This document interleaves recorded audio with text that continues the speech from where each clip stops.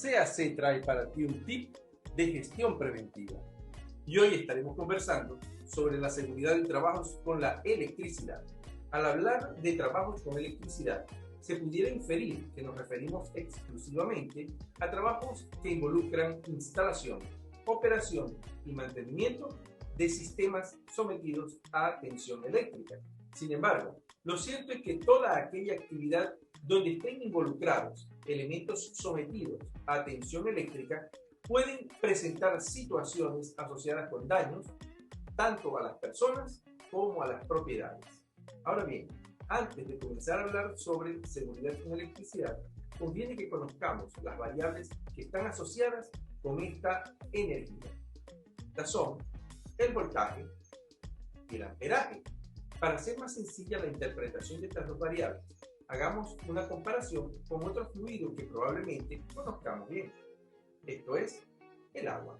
Y es que muchas veces cuando hablamos de electricidad nos referimos a ella como fluido eléctrico. Y esto es porque en su comportamiento tienen algunas similitudes. Primer punto, su capacidad para fluir.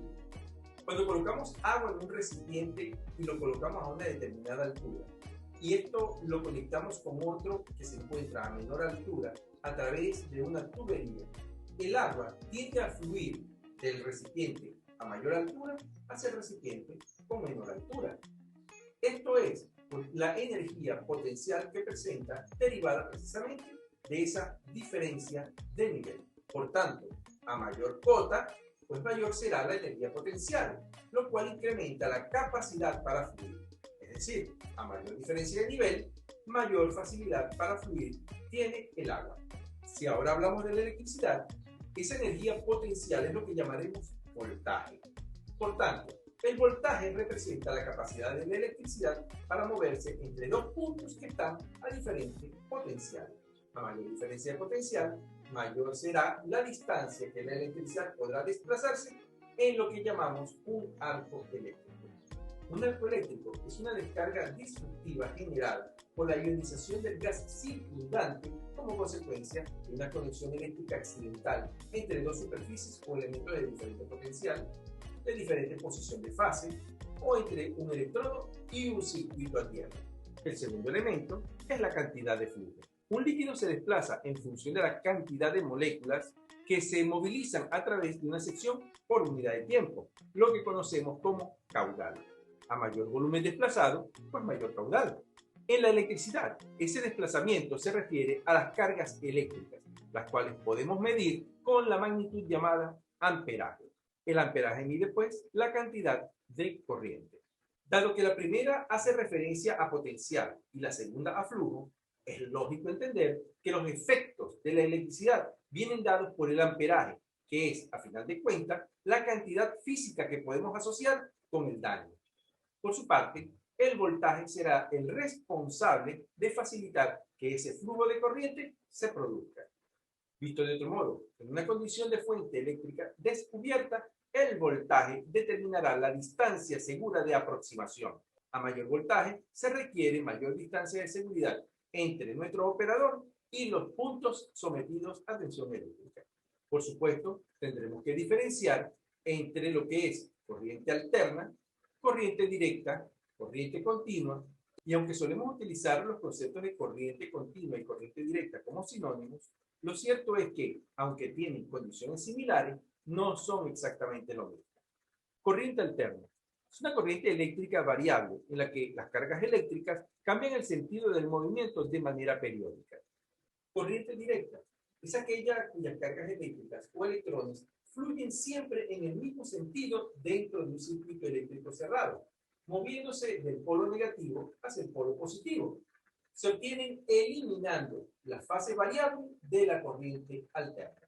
Corriente continua es una corriente similar a la directa, sin variación de fase, por corrección o modulación de los saltos en el sentido de la fase. Visto esto, podemos comenzar a conversar ahora sobre los efectos de la electricidad sobre las personas. Como hemos dicho, las consecuencias de la proximidad se derivan del flujo eléctrico, es decir, a mayor amperaje, mayores efectos. Ahora, ¿cómo se presentan esos efectos en función del amperaje? Veamos algunos ejemplos. De hecho, la corriente eléctrica para causar daño se mide en miliamperios. Una corriente de menos de 0.5 miliamperios es apenas perceptible, es decir, hay poca o ninguna sensación, por tanto no habrá consecuencias al percibirla.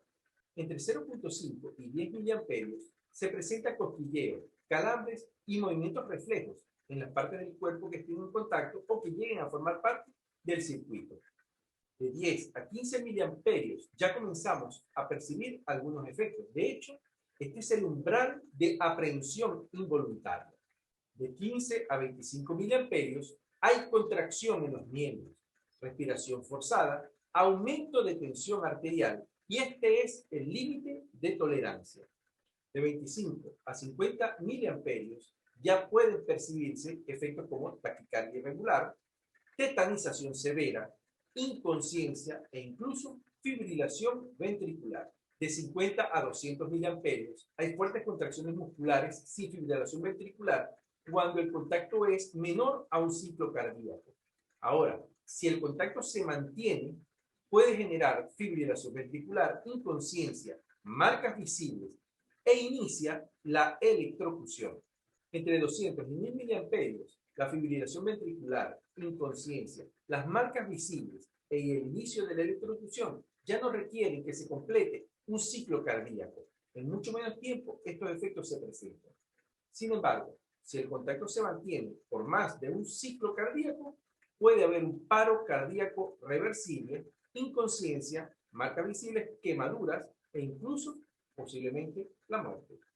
De 1 a 5 amperios hay quemaduras severas, pudiéndose producir un paro cardíaco con alta probabilidad de muerte.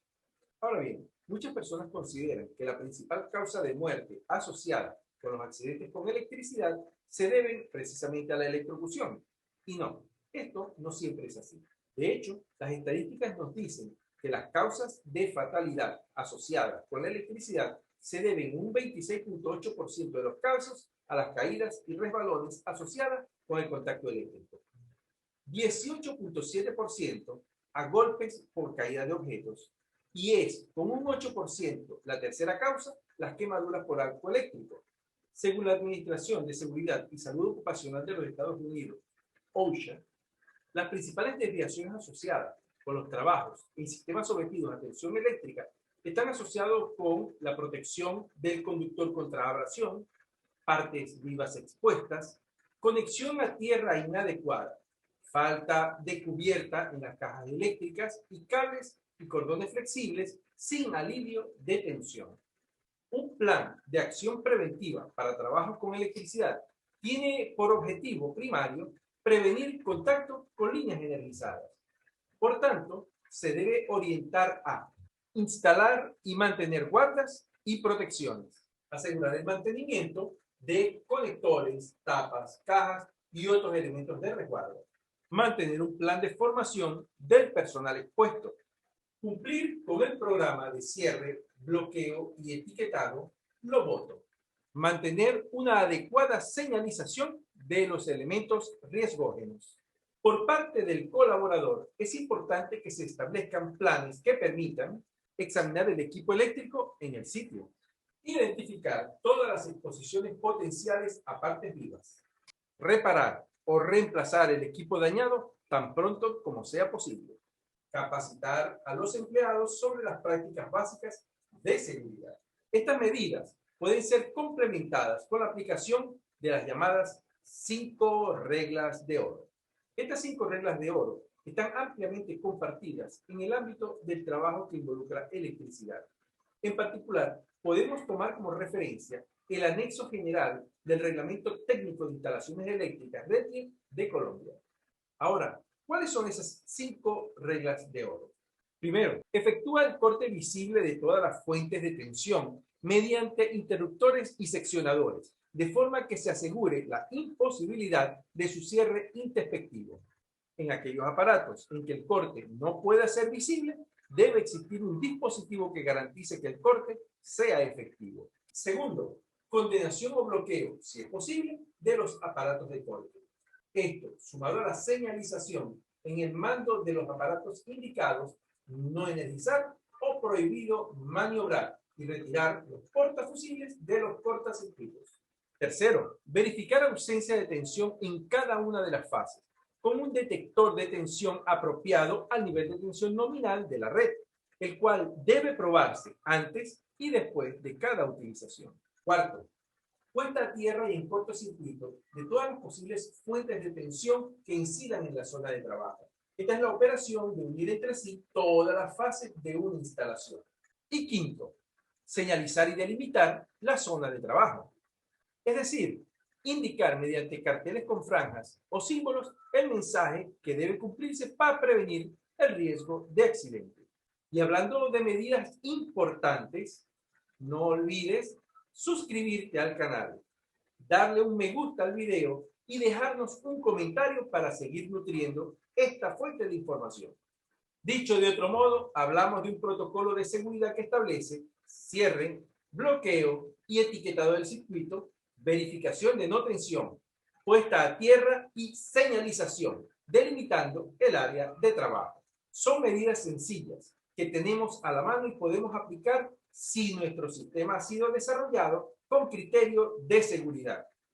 Al final, para evitar accidentes que involucren trabajos con electricidad, solo necesitamos un poco de sentido común y la aplicación de las 5 reglas de oro. Hagamos que las cosas ocurran. Por favor, suscríbete a nuestro canal de YouTube, dale like al video y no olvides activar esa campanita para que te mantengas al tanto de lo que ocurre dentro del maravilloso mundo de la prevención de riesgos.